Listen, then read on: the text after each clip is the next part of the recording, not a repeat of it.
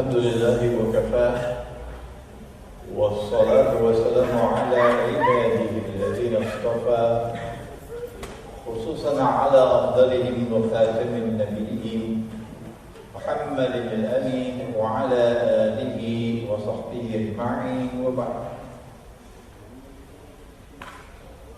Respected Imam, brothers and sisters here at Masjid al-Rawi in Mitchell's Plain in Cape Town, South Africa. Assalamu alaikum wa rahmatullahi wa barakatuh. Our topic tonight is one of those which is going to constantly increase in importance as the days and the weeks and the months follow from now.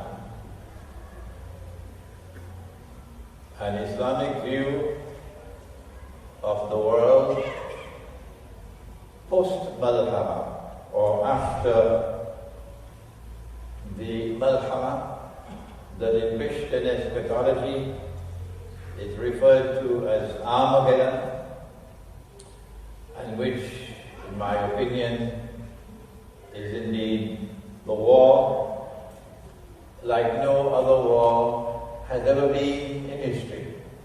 A unique war in human history, nuclear war.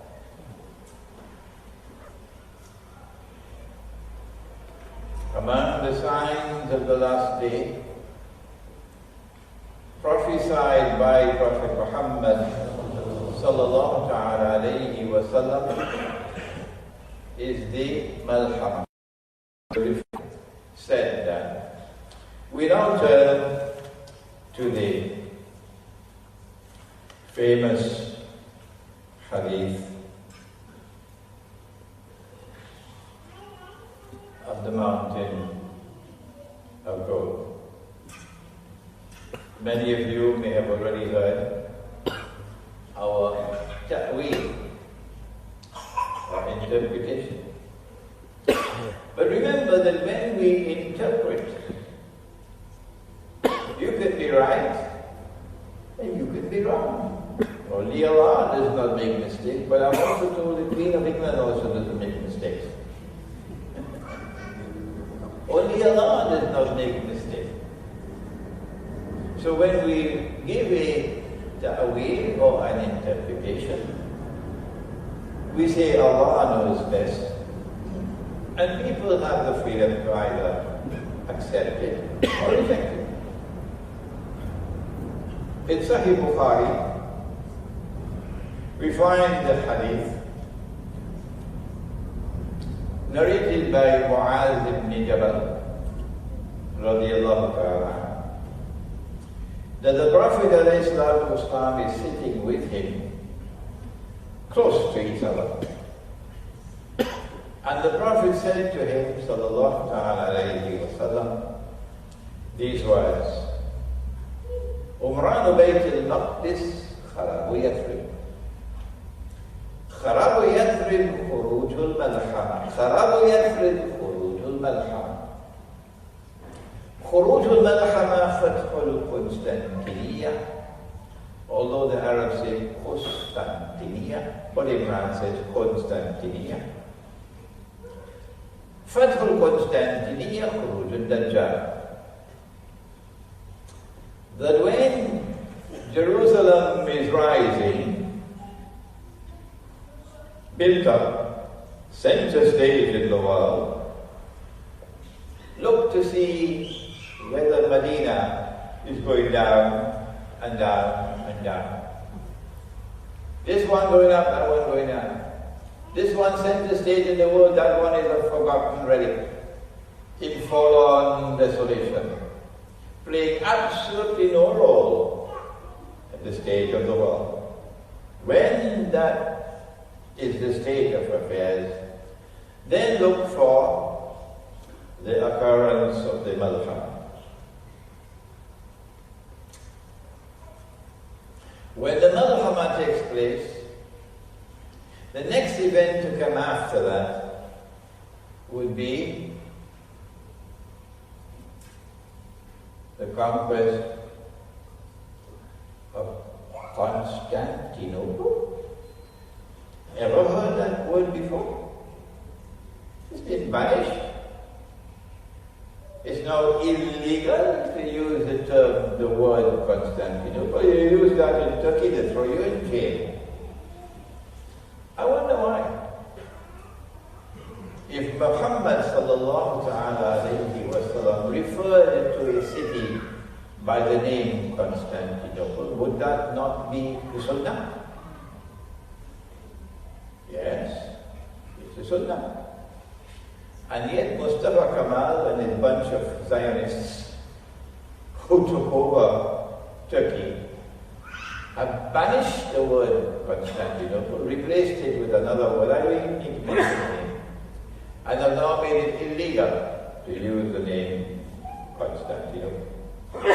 I find that to be sinister. I find that to be mysterious. And I say, if we are a people who think, and Allah sent the Quran لِقَوْمِ يَتَفَكَّرُونَ, to a people who think, then we question why did they do that. Then the hadith goes on to say that after the conquest of Constantinople would come the Khuruj al-Dajjal, where Dajjal will now appear in human form as a Jew, etc. So in this, there is a big war called the malhama. It's a unique war because it is the malhama, the great war, malhamatul kubra. And do we have anything else in the hadith about this war? So let's go and search for it. And yes, we find in Sahih Bukhari that the river Euphrates will uncover a mountain of gold. And people will fight for that gold. And 99 out of every 100 would be killed. And each would say, I am the one who will survive. But the Muslims must not touch that gold. We have discarded that methodology about a mountain of the metal coming out from underneath the river. But if you are persuaded that that is what the hadith is saying, then we say to you, by all means you can stay with that. No need for any boxing gloves. We're moving on. We are moving on. We say that there is something underneath the river which is huge in quantity and is symbolized by the use of the word mountain, and which one day is destined to function as gold. And we say it's oil, otherwise known as black gold. And we say that this has already occurred. This has already occurred. We don't have the time tonight to give a lecture on monetary economics, to take you to the Bretton Woods Accord, to take you to the International Monetary Fund. We don't have that time tonight. But there are lectures of ours which you can listen to. Up to 1971, the US dollar had an element of legitimacy, a fig leaf to hide its nakedness. That international law made it obligatory on the United States of America to redeem US dollars for gold.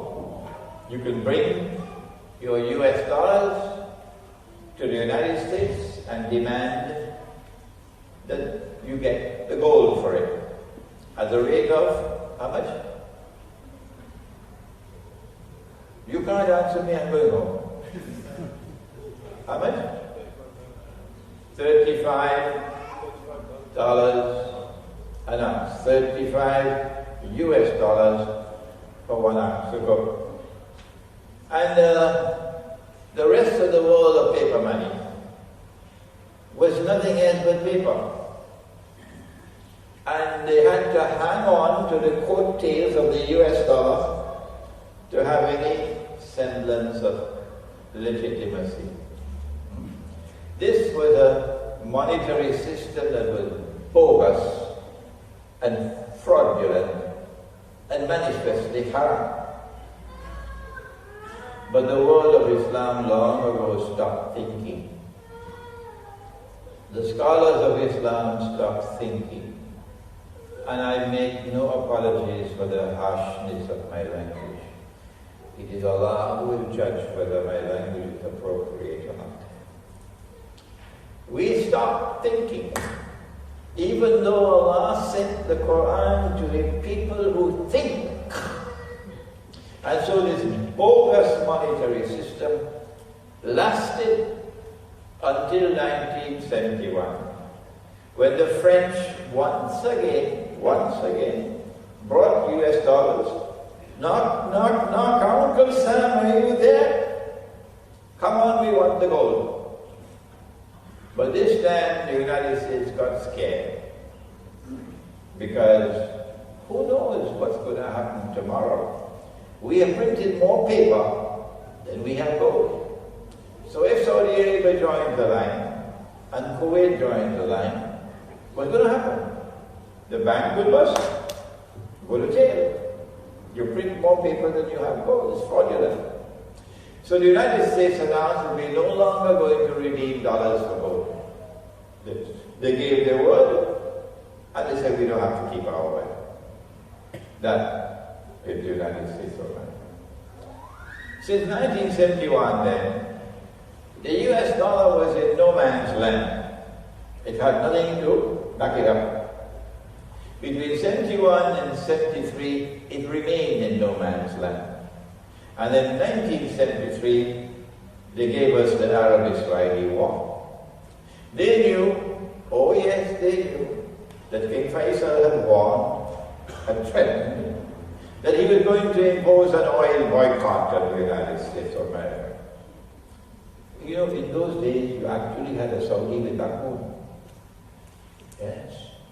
And when the war started, Saudi Arabia imposed an oil boycott on the United States, and there were motor cars lined up for 1 mile and more to buy gasoline in those days. And what happened was predictable. The price of oil rose because of the boycott, demand and supply, by 400%. From $3 a barrel to $12. And the Arab oil producing countries were now 400% richer. These are the good times. And the US dollar fell in value by 400%, from $40 a barrel, $40 an ounce of gold to $160. This was when the Zionists pulled off the greatest stunt in all of history. And an ocean of oil began to function as a mountain of gold. Henry Kissinger went to Saudi Arabia and convinced King Faisal, who didn't have the knowledge, that if you sell your oil for only US dollars, you're going to see that what you're getting now is peanuts. You're going to become so wealthy, he didn't use these words, that if you go and try to give zakat, you will not find anybody to accept your zakat. You remember the hadith? Do you remember? And he fell for it. And Faisal then got the other Arab oil producing countries to join with him in this fraudulent gang.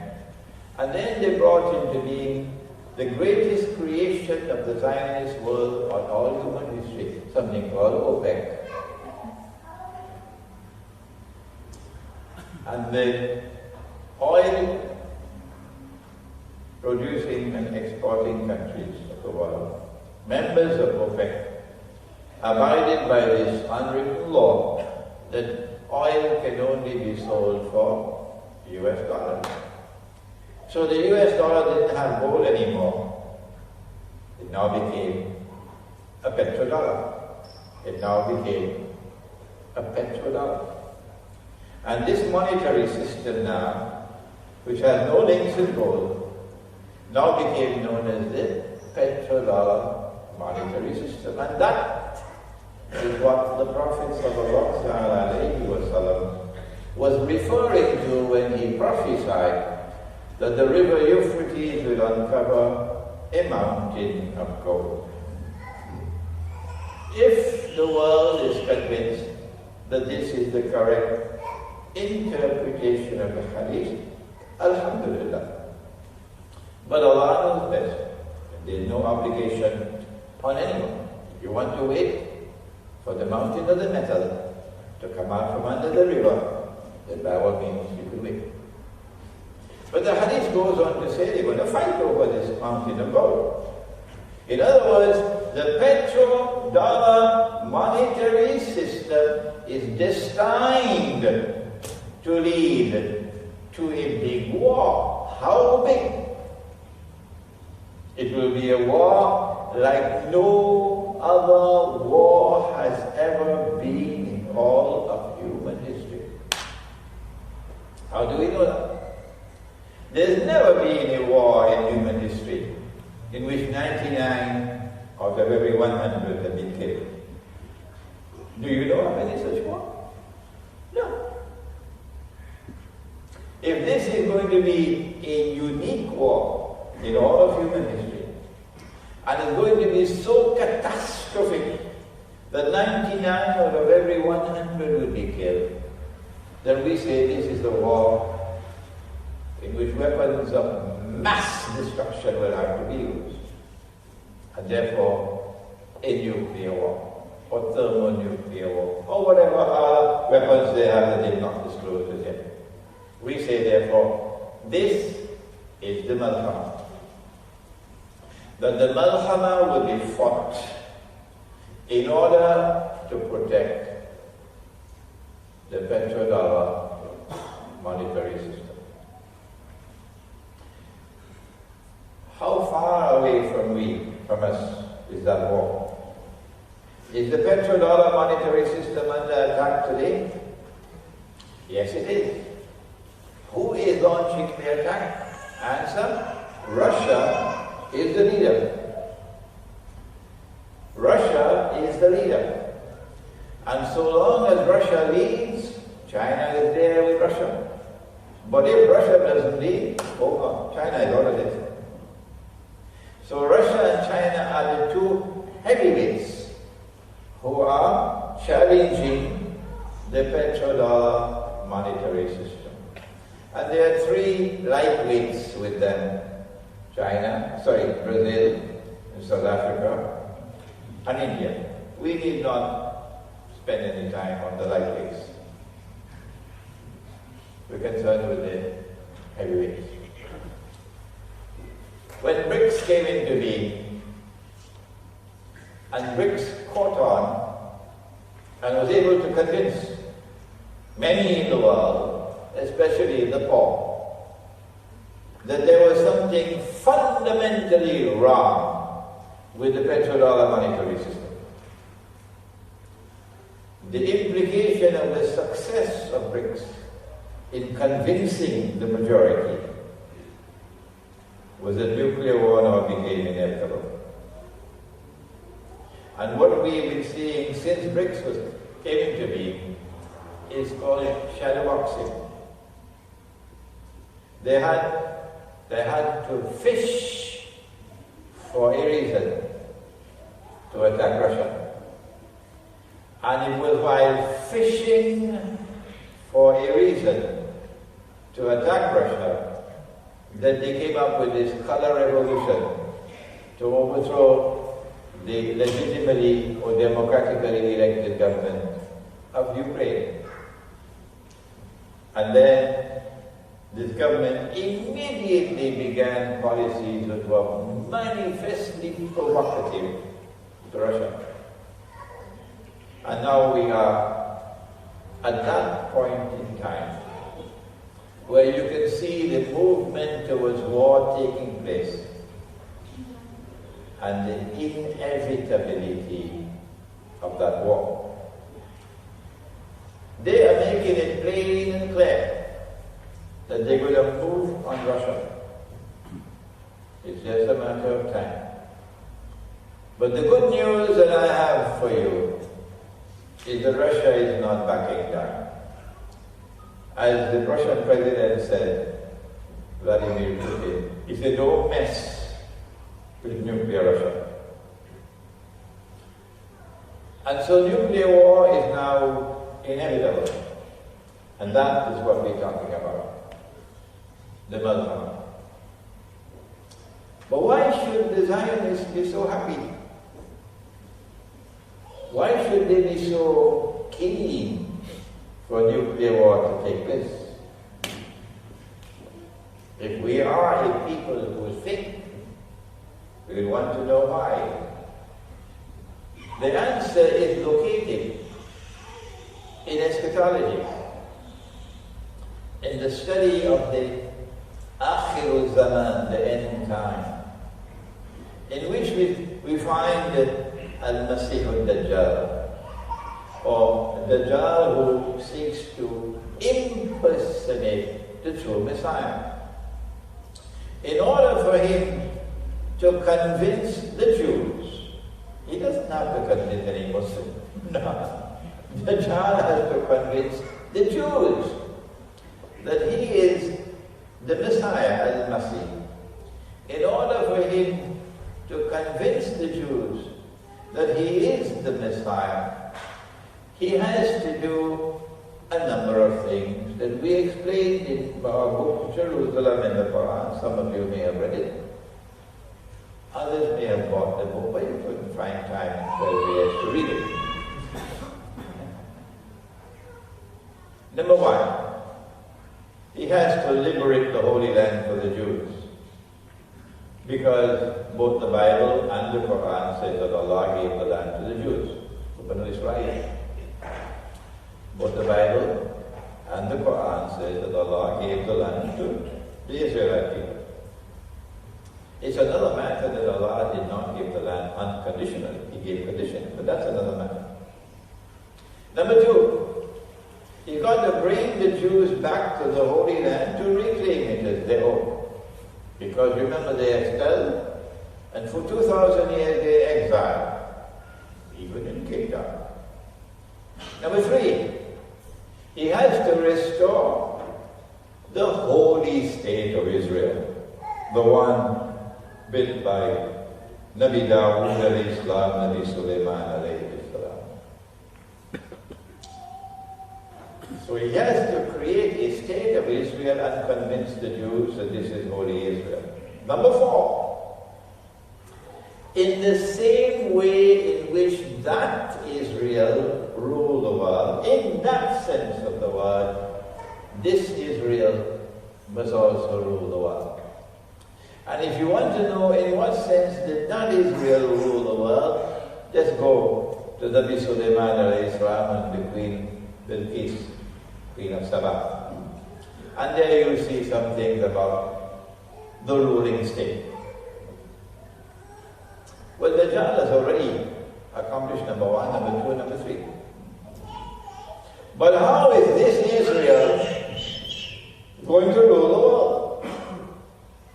Israel is too small. So either Israel has to become big, big, big, big, big, or the world has to become smaller and smaller and smaller. Which one will it be? Answer, the Zionists know that Israel cannot become big, big, big, big, big, big, big. So it has to be the world becoming smaller and smaller and smaller and smaller. So that's why they're looking forward to the malhama. They want Russia and the Western world, NATO, they want them to have this nuclear war. Because at the end of the nuclear war, their calculation is that nothing will be left in the world after that will pose an obstacle for Israel to take over as the ruling state of the world. The people of the United States of America, of Britain, of France, of Europe, who may Allah take these words to them, because all they do is watch television, and television destroys your capacity to think. So go ahead and let your children keep on watching TV. Go ahead and let your children, I don't call them kids, you call them kids. I say only goats and Americans are kids. Let your children keep on watching television and see whether they will ever grow up to be a people with the capacity to think. That's the greatest danger of all of television. They cannot think anymore. In the United States and Britain and France and those countries which are inundated by the media, which is brainwashing, and yet they are the ones who will be destroyed in nuclear war. One nuclear weapon, was able to destroy the whole city of Hiroshima. One. And then another nuclear weapon destroyed the whole city of Nagasaki. And what they have today makes those nuclear weapons look like peanuts.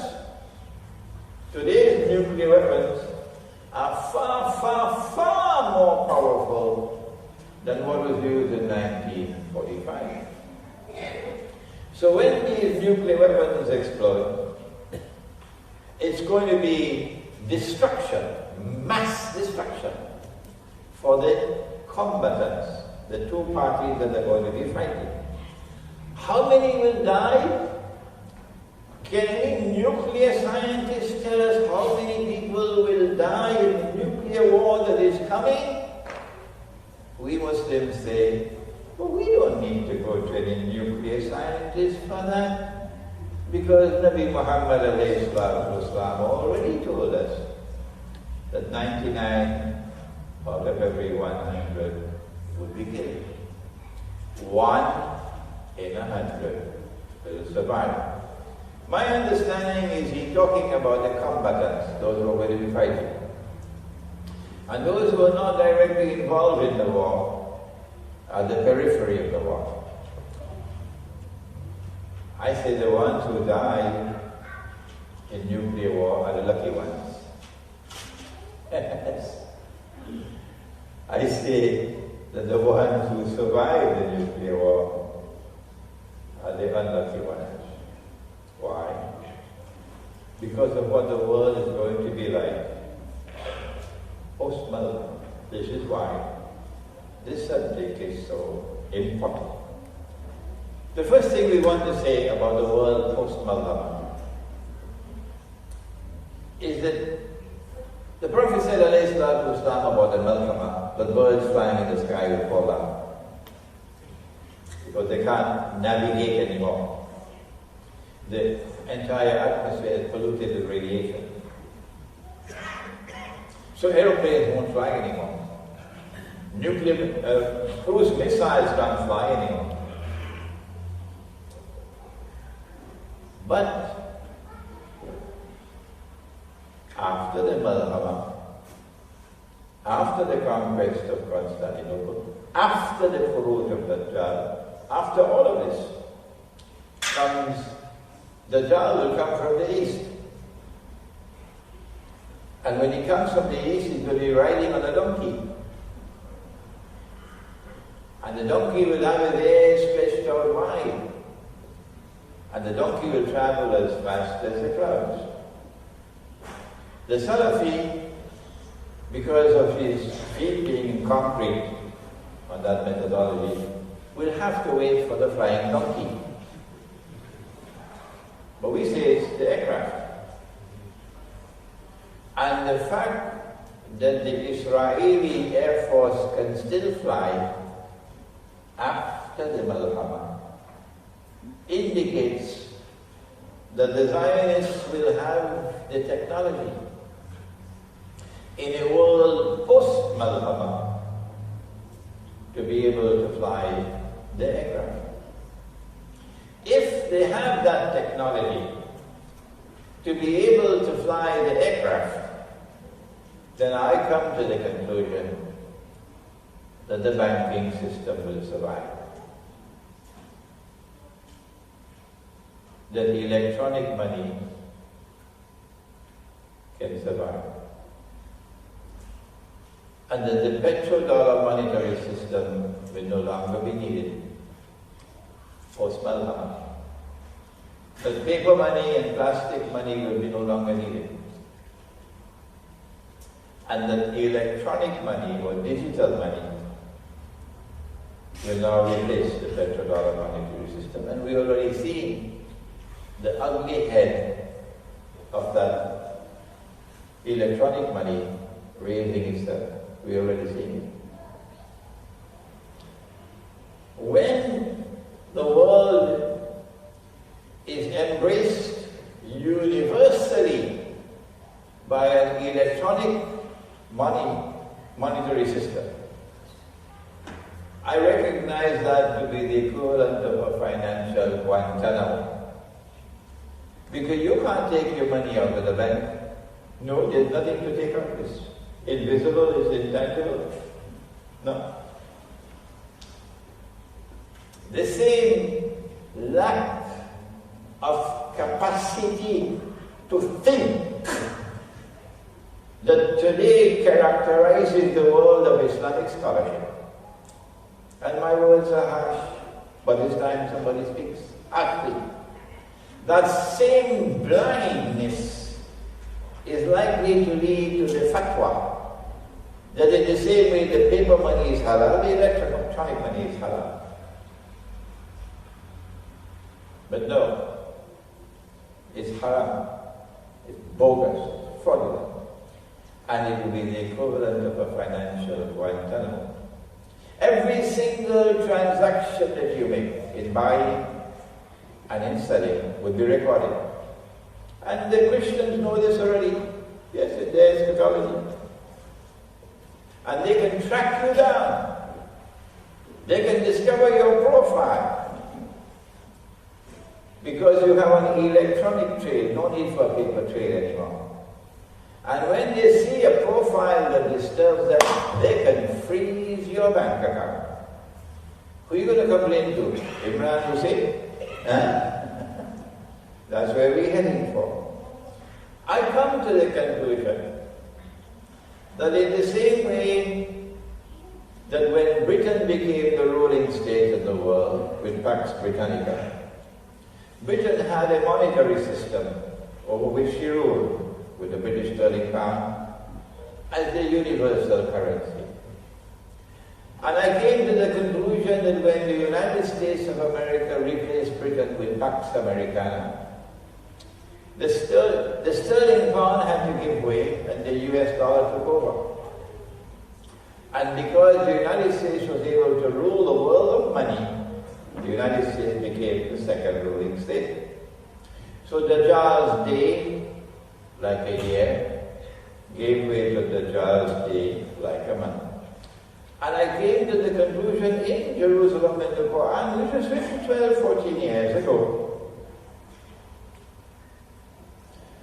that when the Dajjal moves to a day which is like a week, and Israel replaces the United States of America with a Pax Jamaica, he will have to have a new monetary system. And so I come to the conclusion today, and I'm saying this for the first time, that it is post-malhama after the malhama, when universal electronic money takes over and the petrodollar monetary system is history, the Dajjal's day, like a week, would commence. I may be wrong by a few years, but not more than that. How long will a day like a week last? That's not our subject for tonight. Our subject is, what do we do in a world post-malhama when you have a universal electronic monetary system? Those who are comfortable living in the embrace of Dajjal, that's their choice. But the Prophet ﷺ had told us we must not touch that goal, indicating that the Muslim world must withdraw from that monetary system. If we have been ordered to withdraw from that monetary system, which has now collapsed, how can we be permitted to be embraced by this monetary system, which is worse than that? So who then are the true followers of Muhammad in the world post-malhama? Answer, it will be those who withdraw from the embrace of the electronic monetary system. And there's only one way you can withdraw from that embrace, and that is to get out of the cities. Get out of the cities and go into the periphery or the remote countryside and build small markets, micro markets. And in your micro markets you return to the money which is the Sunnah and the money which is in the Quran. But the world of Islamic scholarship has forgotten it. And Islamic banks don't want you to remember it. No. Namely, the gold dinar and silver dirham. But is that all in the world post-malhama? No, that's not all. The nuclear scientists are the ones who will have to tell us what would be the impact on the environment with nuclear weapons exploding so clean. And I am not a nuclear scientist. But I know that one of the signs of Akhir al-Zaman is dukhan, smoke. Smoke. And I can assume then that maybe the Prophet ﷺ is talking about the mushroom clouds which come from nuclear weapons exploding, blotting out the sky. Blotting out the sky, so no sunlight. No sunlight means no heat. No heat means it's going to be freezing cold. If it's going to be freezing cold, what do we do? Answer, you better learn how to build a mud hut. Because the mud wall will keep you warm inside when it's cold outside and cool inside when it's hot outside.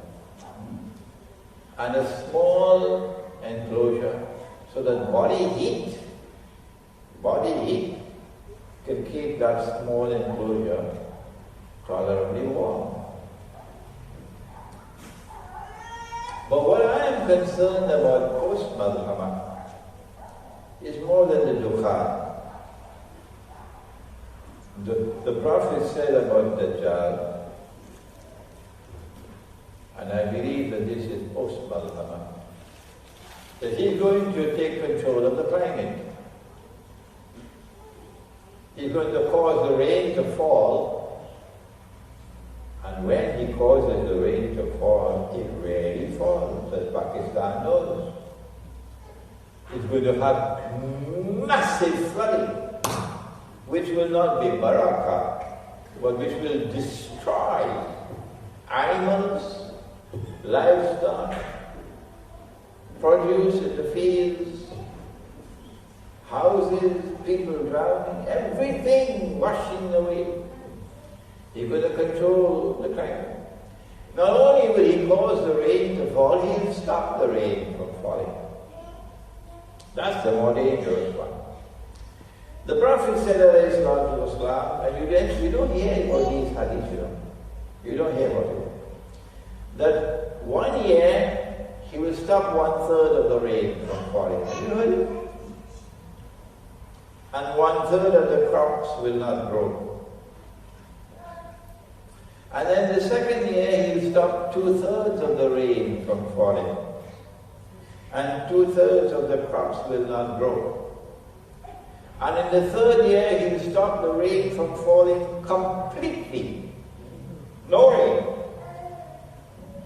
And nothing will grow. And every hoofed animal will die. So I asked myself, but wait a minute, if no rain falls, you still have the lake, you still have the springs, you still have the rivers, so what about them? And then I remembered Gog and Magog. Yes. That when Gog and Magog are released, they're very thirsty. And they'll drink up all the water of the world. They'll pass by a river and drink it dry. Not only that, but they have PhDs in fasad. Fasad is to corrupt in such a way that you destroy. And so they give us this marvelous system of taking the toilet and bringing it inside the house. And this other marvelous system of getting all the people to leave the villages and converge upon the city. So you get mega cities. They cannot succeed in corrupting and polluting and destroying all the water of the world without bringing everybody into the cities and putting all the toilets into the homes and then giving us a sewage system that nobody bothers about. And then they will pump, even when they say they're not doing it, they're lying. They will pump the sewage into the rivers, into the lakes, into the coastal waters, and so corrupt and pollute the water, it cannot be used. It cannot be used. The fish will eat that sewage, the feces, and when you sit down for dinner, you don't know. Your next door neighbor had AIDS. Or your next door neighbor had this disease or that disease. And it's gone into the fish. And you're eating it. And so the sewage system is going to cause diseases to come we never had before. Because Allah gave us a system where you dug a hole in the earth and you buried it. And then the oxygen will cause it to decompose and it becomes harmless. But with our intelligence, we put it in water where oxygen cannot reach it. So it remains in pristine purity until you eat it in the fish. So there is no water. And if there is no water, there will be no food. And if there is no food, there is going to be famine in the world post-malhama. So the companions asked, O Messenger of Allah, if we are alive at that time, where will we get food from? And he answered, he said, Subhanallah will bring you food. Alhamdulillah will bring you food. Allahu Akbar will bring you food. So put on your thinking caps. Is this going to be subhanallah somehow or the other being transformed into something nutritious when you utter these words, and suddenly, only with these words, you get enough sustenance to survive? Huh? No. Have you forgotten that Allah is fa'alun lima yurid? That Allah can do whatever He wants to do. Have you forgotten that she was in the mihrab? She was in the mihrab. She was in the mihrab. Today mihrab is this. But in Masjid al-Aqsa, mihrab was a room in which only the chief rabbi could enter. Nobody else. It was called the Holy of the Holies. And she was in that room. And she asked for food. And guess what? Allah sent it for her. So when you ask for food and Allah send it for you, would you say Subhanallah? When you ask for food and Allah send it for you, would you say Alhamdulillah? When you ask for food and Allah sends the food for you, won't you say Allahu Akbar? But wait a minute. Are we going to eat only fruits? Huh? What about some curry fish? Can we get cooked food? Allah wants some cooked food. But they did not ask for it. Ask Him. They said to Nabi Isa alayhi salam, ask your Lord. We want food ta'kuluhunna. We want cooked food. Did Allah not send down the cooked food? Did Allah not send down the cooked food for them? And do we not have a whole surah of the Quran known as Surah Al-Ma'idah? So I come to the conclusion that when the Prophet said sallallahu alayhi wa sallam that at that time you will get food with Subhanallah and Alhamdulillah and Allahu Akbar, what he is saying to us is that if you have faith in Allah and you ask like she asked in the mihrab, when Allah sends the food to you, you will say Subhanallah, you will say Alhamdulillah, you will say Allahu Akbar. But be careful. Sometimes you say with your lips that you worship Allah, but you're not worshipping Allah, you're worshipping your two gardens. You remember the two gardens? With the river running in between? Come on, shake your head a little bit. Yeah. He was saying he worshipped Allah with his lips, but with his heart, he was worshipping his wealth, the dunya. And when Allah took it away, what did he say? Ya laytani lam ushrik bi rabbi ahada. That this was shirk. So be careful. Be careful that you worship Allah not only with your lips, but also with your heart. And Allah says, watch it. وَعَلَمُوا أَنَّ اللَّهَ يَحُولُ بَيْنَ الْمَرْءِ وَقَلْبِهِ. Be conscious of the fact that Allah hovers between a man and his heart. For the rest, no food, because no water. So where will you get food from? Answer, you have to go to Israel. And you have to bow down and submit to Israel, because they stopped fighting food. What should we do? In addition to faith in the heart, we will have to also stockpile food and water. And where to do it? Not in the city. Because post-malhama was going to happen in the cities. The lines of supply are going to be disrupted. So food cannot reach the mega cities. Water cannot reach the mega cities with 20 million people. And when the search for food and water turns violent, You wouldn't want to be in the city with some food stocked up in your home, because they'll break down every door you have and kill whoever they have to kill because they're hungry and they're dying. It'll be a dog-eat-dog world post-malhama in the cities and towns. But if you're in the remote countryside in a small community, you can live as a family, and each one can help the other. And you can share what you have.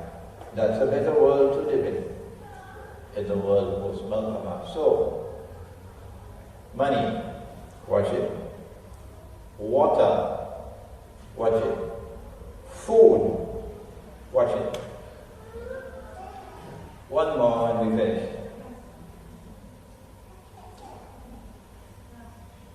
It is not by accident that Dajjal has taken control of oil. Everywhere in the world where oil is located, the Zionists want to control it. That's why you have Brunei. You can, Brother Sultan, you can enforce all the Sharia that you want in Brunei, my dear Brother Sultan. You can't fool anybody. It is the Zionists who control Brunei, because Brunei has oil. Wherever you have an oil-producing country, and you're not prepared to submit to the Zionists, you call a terrorist state. And from the time Muhammad Mossadegh in Iran attempted to take control of Iranian oil in 1952. From the time Dr. Muhammad Mossadegh attempted to nationalize Iranian oil, to take it out of the grips of the Zionists, what did he do? The CIA toppled him. And the CIA arranged coup d'etat, so they could take control of the oil. They don't like the fact that Venezuela is an oil-producing country, and Venezuela is defying them. So they are attacking Venezuela. They don't like the fact that Libya wanted to remain free from debt. They don't like the fact that Libya brought back all this gold into Libya and did not do the foolishness that Germany did and leave all the gold in the United States, and now the gold is gone and Germany is crying. So they attacked Libya. They didn't like the fact that Saddam Hussein, and when I met Sheikh Imran Hosein in Egypt, and I sat down with him in the sitting room for about 45 minutes. He had a powerful voice, Sheikh Imran Hosein rahimahullah, and he said about Saddam Hussein, Shaitan Akbar. Those were the words of Imran Hosein. They didn't like the fact that Iraq under Saddam Hussein was now trying to get out of their grips and sell oil for other than USD. And so they toppled the Iraqi regime. This is control over oil. And now they ensure that oil becomes indispensable. Because who travels with horses anymore? Huh? And donkeys. Only a donkey travels with a donkey now. Why? Because all the rest of us have mechanized transport that will not move an inch without oil. And if they control the oil, they control us. Everything stops. It is trapped. Not only transportation, but also manufacturing. All the factories running on oil. Agriculture is now based on oil, fertilizers, chemicals. What else is it do we have based on oil? Who was with an oil lamp? When last did you use an oil lamp? Huh? Everything around us now depends on oil. And the world post-malhama would be a world in which they will exercise total control over oil, which is why Russia has to be taught a lesson. What do we do? Allahumma jalla jalaluhu. What do we do in such a world? Answer? The answer is in Surah Al-Kahf of the Quran. How did they survive for 300 years without dying? وَنُقَلِّبُهُمْ ذَاتَ الْيَمِينِ وَذَاتَ الشِّمَالِ. The bodies were rolling to the left and rolling to the right. Rolling in attraction to what? Rolling in attraction to وَتَرَى الشَّمْسَ إِذَا طَلَعَتْ تَزَاوَرُ عَنْ كَهْفِهِمْ ذَاتَ الْيَمِينِ وَإِذَا غَرَبَتْ تَقْرِضُهُمْ ذَاتَ الشِّمَالِ. The sunlight was entering the cave in the mornings and in the evenings, the right side and the left side. And the bodies were rolling to the sunlight.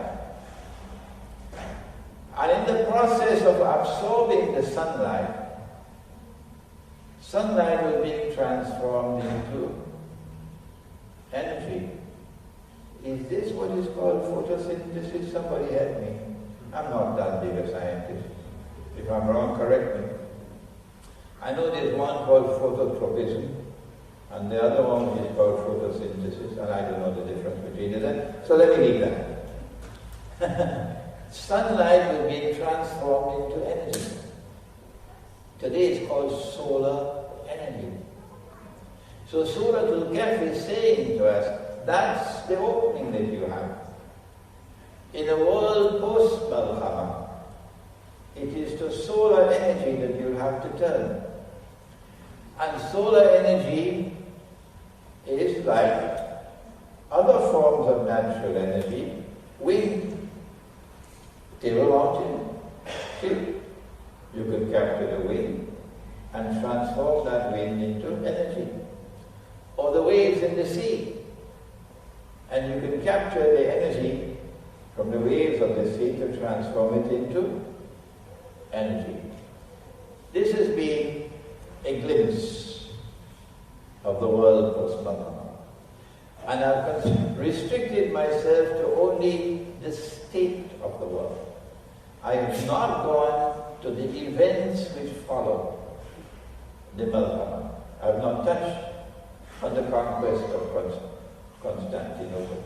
I have not touched on the khuruj of Dajjal. All of this is eschatology. What I would like from those of you who have an appetite for research is that Uncle Imran has done the homework for you at the beginning. These are a few hadiths which I have used to explain to you and describe to you what the world is going to be like post-malhama. I'm sure that there are other hadiths which can be brought together. If we would only do some thinking, and if Allah blesses us with insight. May Allah bless those who now devote time and attention to this subject. ربنا تقبل منا إنك أنت السميع العليم وتب علينا يا مولانا إنك أنت التواب الرحيم برحمتك يا أرحم الراحمين آمين. Can we have the question and answer now or after Salah? Now, okay. Do we have any questions? You said the banking system, you believe, will remain post-malhama. You've also said in previous lectures that Israel are moving to gold as a main standard.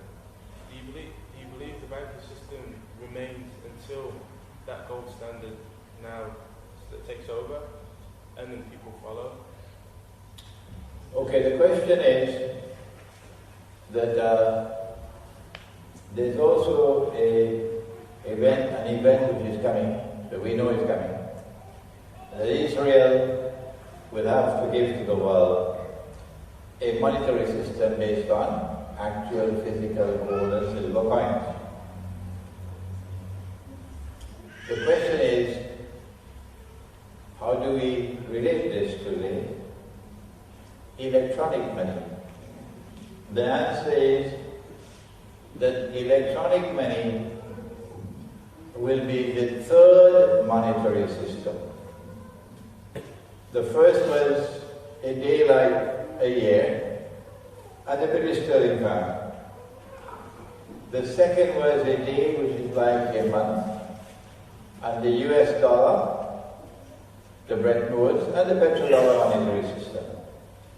And the third, where Israel replaces the United States, and Pax Judaica replaces Pax Americana, and a new monetary system, namely electronic and digital money. All of these must precede, come before the Khuruj of Dajjal. It is when Dajjal appears in human form as a Jew, a young man called Février, etc. It is at that time that Israel will have to return to gold and silver coins. Next question? Yes.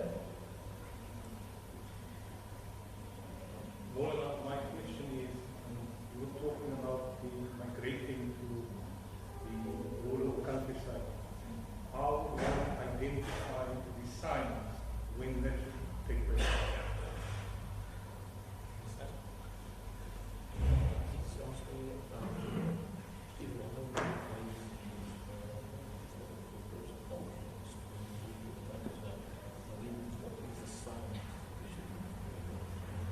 Good question.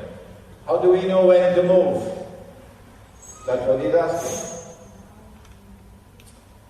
How soon will the malhama take place?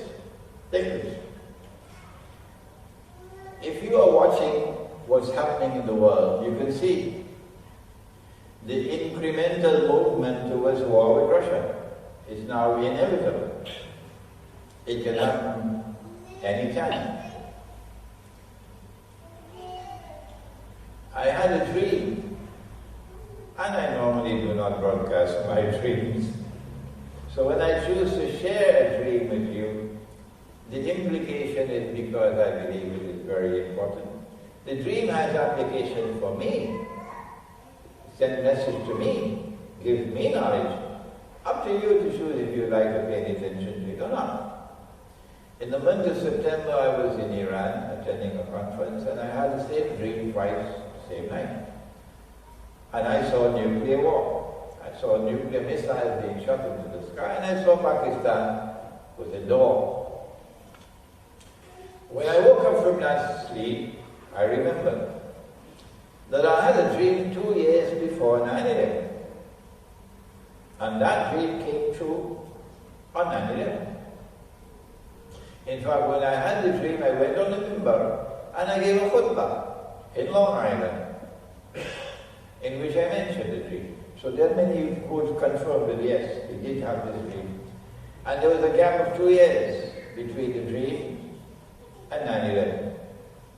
The dream was in 1999, and 2 years later we had 9/11 in 2001. So I assume that we now have a breathing spell of about 1.5 to 2 years left before the malhama.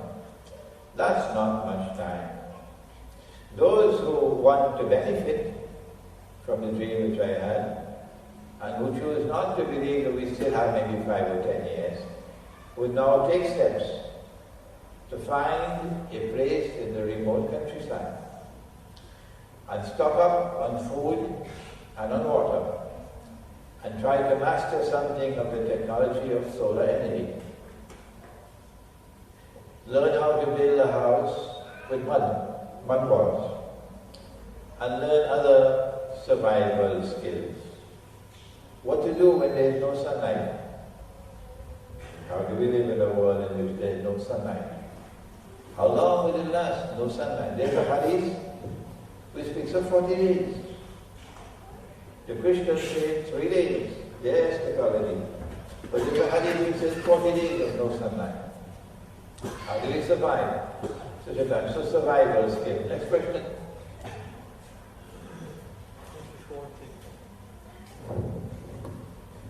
Just before taking a question from the floor, there's just one person who wrote this question down. Maybe we can join these two questions as two.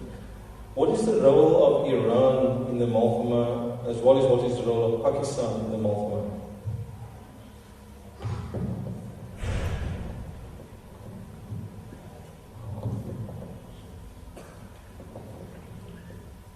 Pakistan does not have any special role to play. Rather, Pakistan is going to be a target. The reason why Pakistan is going to be a target is because no Muslims must be allowed to have a weapon of mass destruction. The world of Islam has to be denuclearized. And so Pakistan, it is inevitable that Pakistan will be attacked in the malhama in order to destroy Pakistan as a nuclear power. If you destroy Pakistan's nuclear capacity, you also have to break up Pakistan in order to ensure that Pakistan never rises again in the future as a nuclear power. So the breakup of Pakistan into bits and pieces is inevitable. At that time, Pakistan's armed forces and the government in Islamabad raised their hands and made dua to Allah. Would Allah answer their dua? When for all of these years, shamelessly, Islamabad, are you listening to me? Without a semblance of shame on your part, you allow the territory of Pakistan to be used for NATO to tranship all the weapons, all the supplies, everything they needed to wage war in Afghanistan and to kill our innocent brothers and sisters and children. Don't you have any shame, Islamabad and the Pakistan Armed Forces? No. No. 1,000 times no. No dua of yours will ever be answered.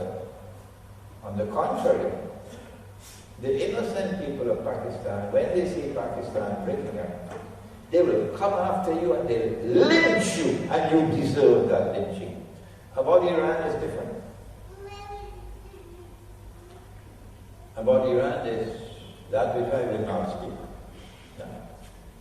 But there's a question mark.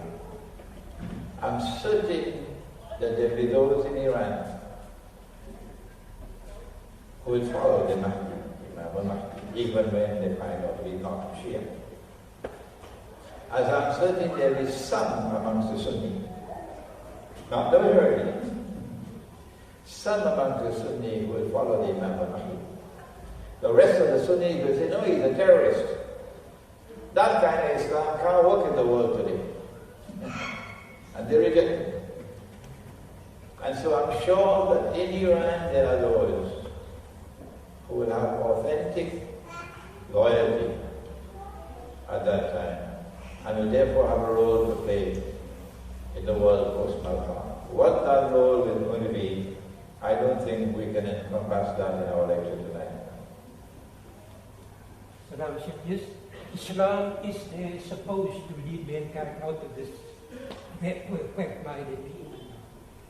If we look at the Muslim world, generally speaking, for me personally, I take interest in this. Many instances, you get so-called Muslim countries or leaders that assist these kinds of Gaza people, and the message is being led onto a very dangerous road. So who is going to take the initiative to try and save, not only in this life, but what life to come for the future? Because to me personally, it's only in isolated cases that some of our ulamas come on an individual basis, where they, to me personally, should come on a grand scale and try and combat it. I'm very happy for this question. How do we recognize within our world of Islam, how do we recognize those who are betraying us and those who are faithful to Allah and His Messenger? This brings us to eschatology.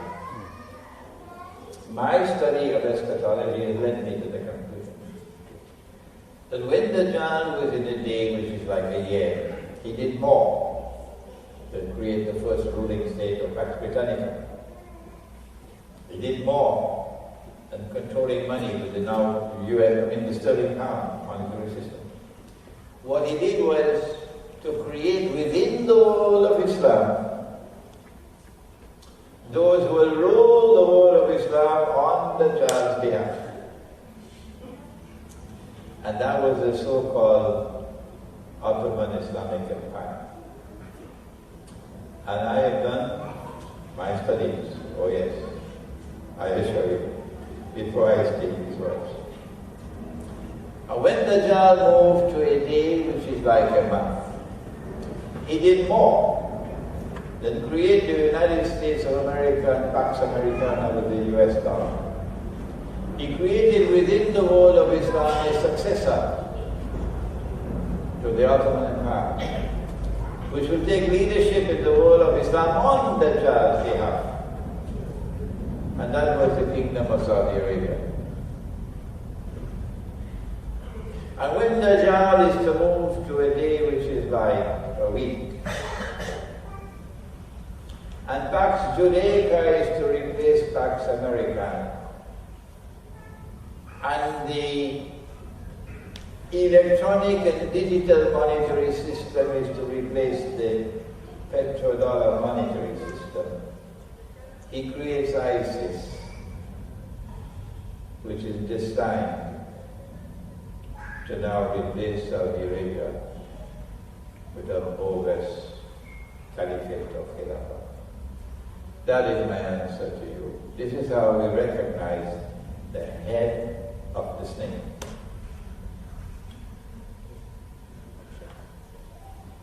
Sheikh, Assalamu alaikum.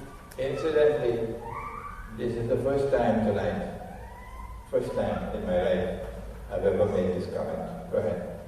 Sheikh, my question is slightly off topic, but I wanted to know about Dajjal and your interpretation of the eye being a spiritual eye of blindness, whereas in the hadith that I read, it was like a protruding grape. So how do you interpret, why do you interpret the one like that and not like in a physical Okay, sense? you were not here at the beginning of the lecture then. Oh, Yeah. this one. This one, you were not here at the beginning. Where you said about the muhkamat and That's right, that there are ahadith which have to be interpreted, like the ayat of the Quran, which have to be interpreted. However, if you wish to wait for the mountain or the metal to come out of the river, you can wait. If you want to wait for the flying donkey, you can wait.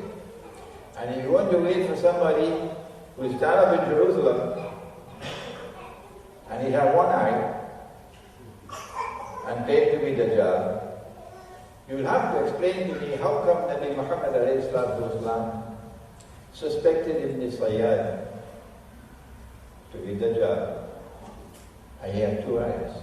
Next question. Dajjal, would he have a body until he appears as a day like a day like a day, a real day? This is what it says here. So if Dajjal after the malhama that will come from the east, still not in human body, and how can it be from the east?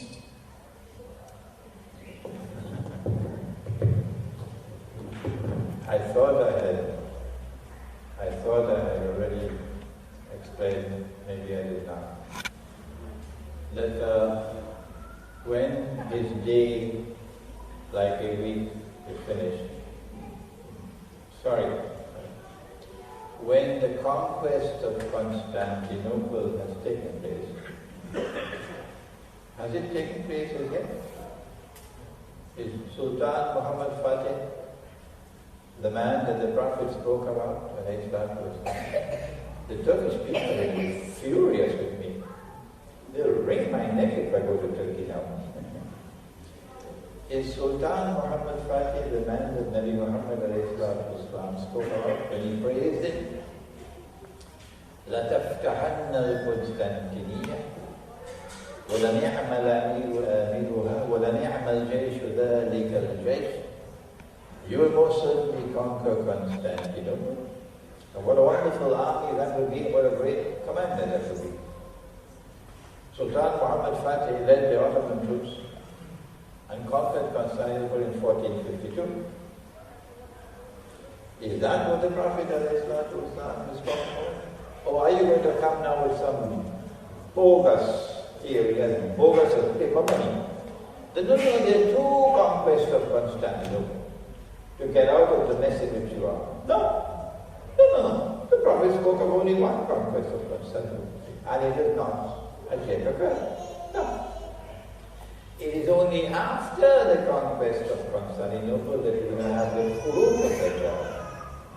The khuruj of Dajjal means that a day which is like a week has now come to an end. And his day was وَسَائِرُ أَيَّامِهِ كَأَيَّامِكُمْ. And his day is now like our day. So he is in our world of space and of time. And he's going to appear as a human being. Not only does he have to appear as a human being, but more than that, we have to know who was his papa and who was his mama. Yes, because no Jew will accept him as the Messiah unless and until you see the lineage. With dogs it's called pedigree. With human beings it's called lineage. Who is his father and mother and grandfather and grandmother? To ensure that he's come from the house of Dawood alayhi salam. So when Dajjal comes flying on the donkey after the malhama, it will be Dajjal in human form. Next question.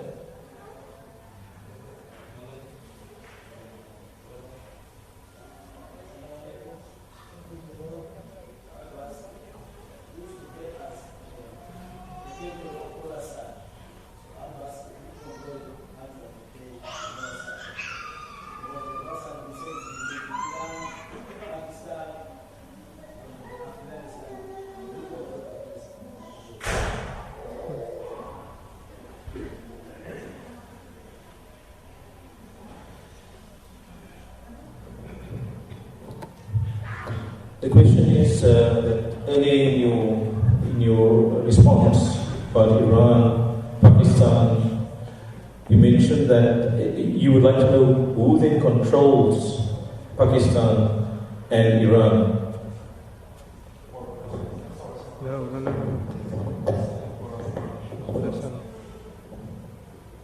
There is a hadith about an army coming out of Khorasan who will have black flags, and I have decided to adopt a cautious approach to that subject. Why? Because proper methodology is that you must first study the Quran, first study the subject from the Quran before you go to the hadith. When you do that, then if a hadith is in conflict with the Quran, or even in appearance of conflict with the Quran, like this hadith, that Nabi Muhammad ﷺ married Aisha radiallahu ta'ala anha when she was 6 years of age. Correct me if I'm wrong. Did you hear that?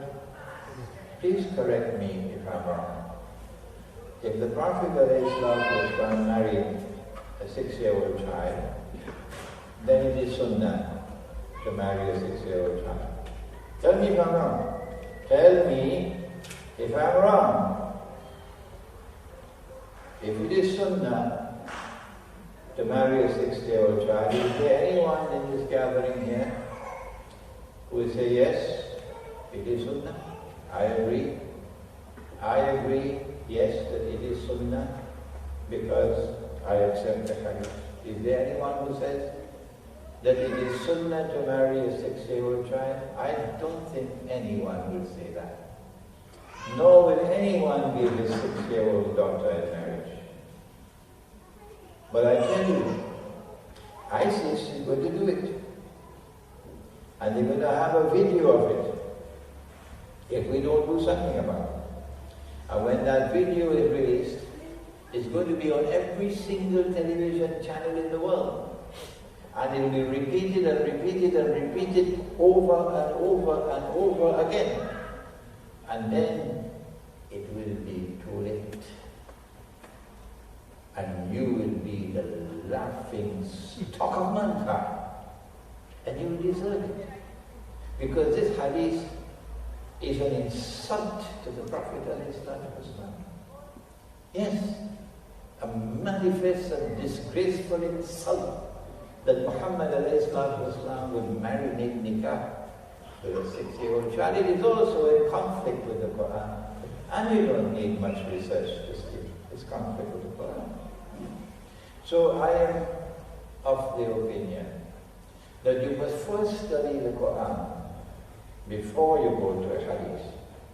So I put the hadith of Khurasan aside until I have the time to study the Quran on this subject and then to make an assessment of the hadith. Next question, please.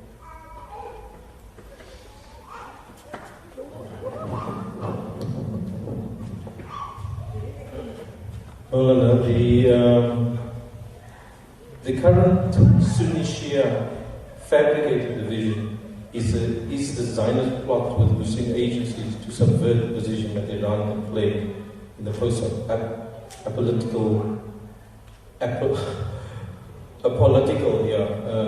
environment. I'm getting a headache.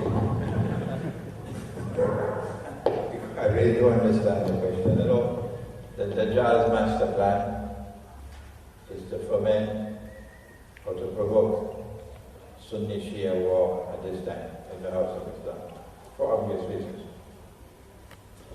And if we have some intelligence, and if we don't fall into the trap of passing our own fatwa that the Shia are kuffar, you can't get away with that. The manner in which you declare that the Shia are kuffar is that you have to have a fatwa. And the fatwa cannot be issued by a schoolboy or by a student in a Darul Uloom. The fatwa has to be issued by a scholar of commanding rank, respected by his peers, because you're dealing with a whole community. And that fatwa has to be written with all the arguments and dalil.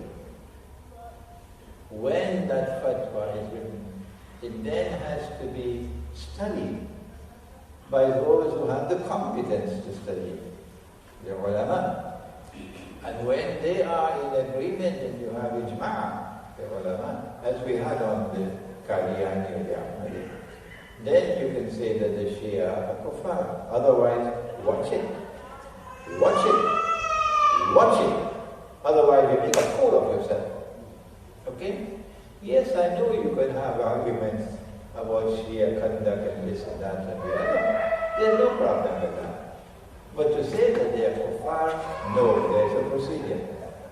If that had been done in the last 1300 years, then how come the Shia have been performing the Hajj unmolested?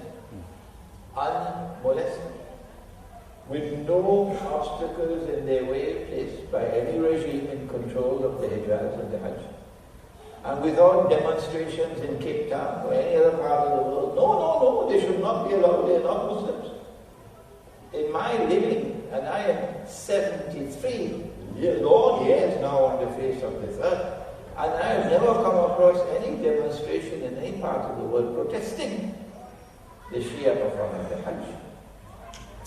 And I think it's a little late now to come up with this fatwa that the Shia are kuffar. If they are not kuffar, then you must conduct yourselves in a manner that is becoming. A manner that is becoming. I go to Iran and I say to them, very plainly and clearly I say, that the belief system of Islam has to come from the Quran. Because Allah says of the Quran that it is tibyan and likulli shay, it explains all things. So it has to tell me who is a Muslim, the belief system of Islam. Who therefore is to be the ruler of the Muslims. And the belief system cannot come from the mutashabihat. It has to come from the muhkamat, because this is Ummul Kitab. So don't come to me with any ta'wil or interpretation of any verse of the Quran, because that's the door. That's the door. Tell me where in the muhkamat of the Quran do we find that Allah has ordained the leadership of the Ummah is restricted to the house of the Prophet. The theory of the Imam. It's not there. Therefore, if you divide the house of Islam on a matter which is not to be found in the muhkamat of the Quran, you're going to have to answer to Allah.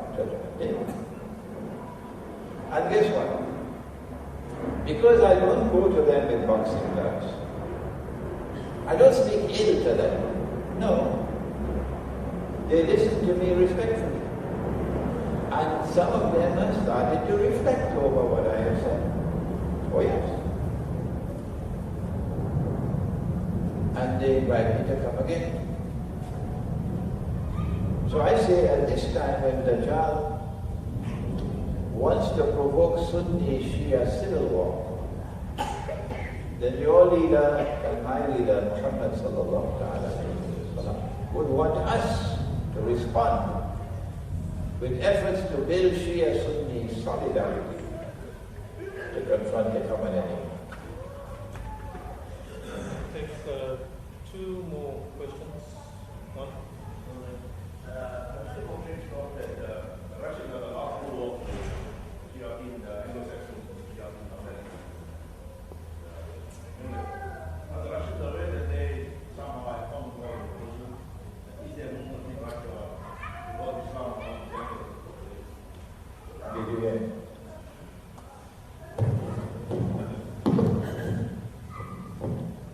If I understand it correctly, you're asking about the Russian situation and the relationship between the Russian people and the Muslim people in Russia? Yes.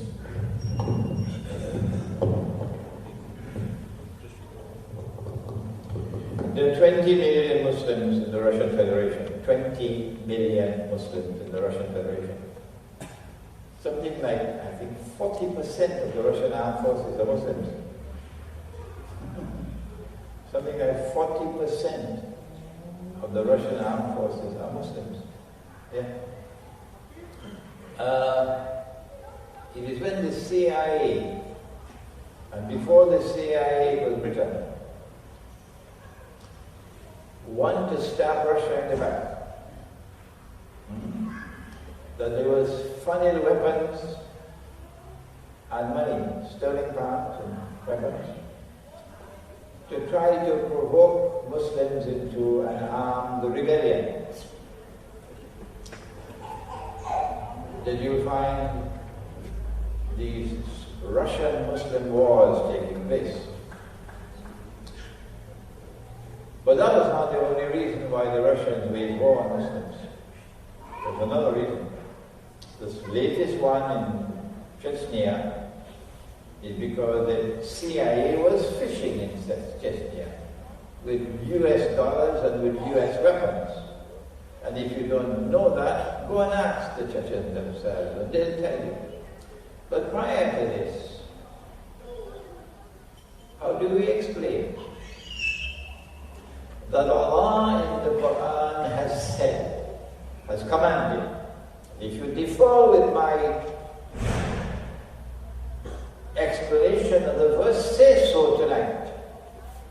Surah Al-Ma'idah.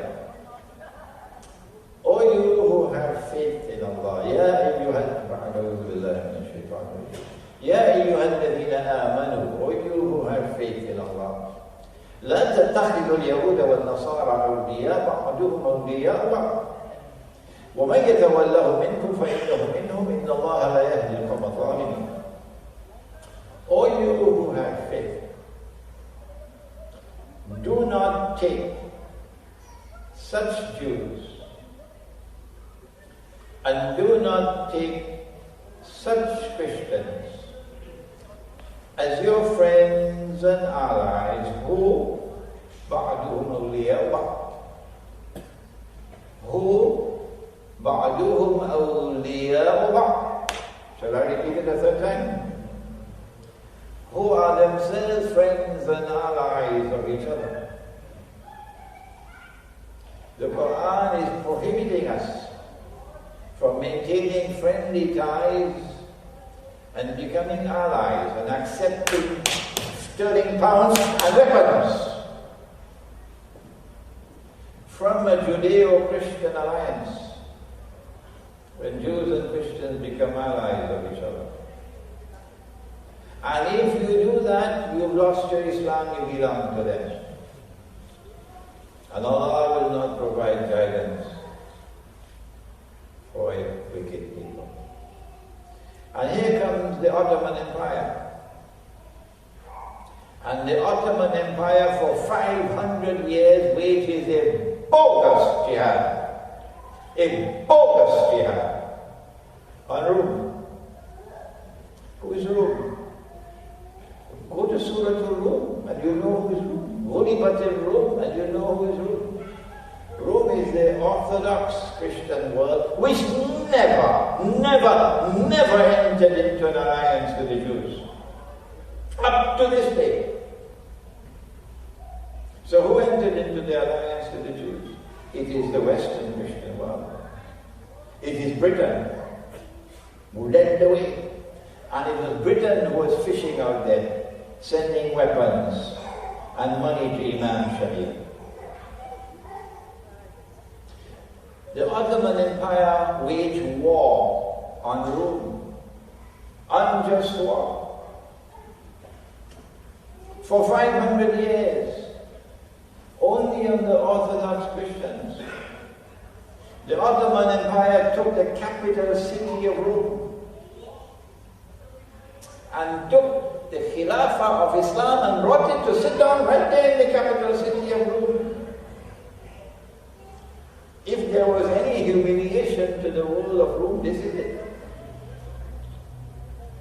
Took the greatest cathedral of Rome, Hagia Sophia, or Hagia Sophia, which has been the greatest cathedral for 1,000 years, and wickedly, monstrously wickedly and sinfully and shamefully transformed it into a masjid. If you want to defend what they did, come on and say so. Let's have it out. I say, what you did was shameful, because Allah in the Quran asks us to protect not just the masjid, but the synagogue and the church. This there in Surah Al-Hajj. And so Rome was bleeding. They waged war on Rome, and when they defeated any Christian, Orthodox Christian people, they would sign an agreement for ceasefire, and they would have to pay tribute, anfal. And part of the anfal, shamelessly, maliciously, sinfully, disgracefully, never before in the history of Islam have any people shamed us as much as the Ottomans. Who will say so? That they had to hand over a certain number of Christian boys as part of the tribute. And these Christian boys will be converted to Islam. If you did not, you'll be killed. And they will now be trained to become the Janissary fighting force, the elite fighting force of the Ottoman Empire. And so when the Ottoman army went to fight against the Christians, your own sons will be fighting against you. Would you excuse these people for hating Muslims? Huh? And then they will take the women and enslave them. And the Ottoman sultans never married. Why? It's only with their milk al-yamin they'll have children. So a sultan is always the son of a Christian woman. So when the Ottoman army comes to you, it is your own son who is leading them against you. These things are not happening by accident. What the Ottoman Empire was doing all through these 500 wicked years was to sabotage the end-time alliance between Muslims and the people who Allah has spoken of in the Quran, saying, وَلَتَجِدَنَّ أَقْرَبَهُمْ مَوَدَّةً لِلَّذِينَ آمَنُوا الَّذِينَ قَالُوا إِنَّا نَصَارَى. That the Christian people will be the closest in love and affection for you. And I say that those Christian people are Rum, who when they defeated, when they were victorious, وَيَوْمَئِذٍ يَفْرَحُ الْمُؤْمِنُونَ, we celebrated. And so the wars that the Tsarist Russia fought against Muslims, that wars we could understand because of the hatred they had for Islam. But that hatred is turning out. I went to Russia, yes, in July 2013. And I went to the greatest university in Russia, the State University of Moscow, and I lectured there. And I was received with respect. Yes, they listened to me with respect. And we even parted with affection. They were very happy to hear that the center, the heart of Islamic eschatology was not what the Iranians had taught them. The Iranians had taught them that the heart of Islamic eschatology is the advent of Imam al-Mahdi.